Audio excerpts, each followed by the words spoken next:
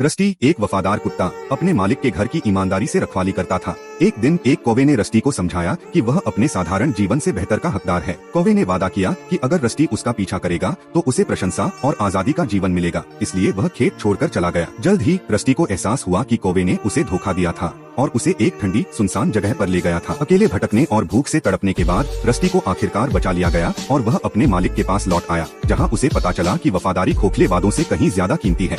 यह क्या आपने अभी तक वीडियो लाइक नहीं किया है?